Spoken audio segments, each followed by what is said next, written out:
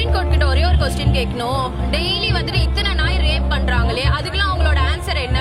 என்ன நாய் எல்லாம் நீங்க போய் ஒரு ஷெல்டர்ல வச்சிட்டீங்களா எல்லா பிரச்சனையும் முடிஞ்சிருமா? நாய் போனா வேற எந்த அனிமல்ஸ் வராதா? அதனால வேற எந்த டிசீஸ் வராதா? என்ன ரேபிஸ் வந்துட்டு நாயால மட்டும் தான் வருதா? என்னங்க ஏன் பாம்பால வரல, மாடால வர, ரேட்டால வர?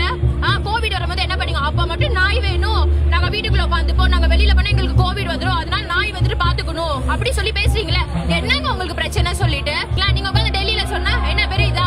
அண்ட் எல்லாருக்கும் மேல ரேகா குப்தா ரொம்ப thanks and God will give you answer for this.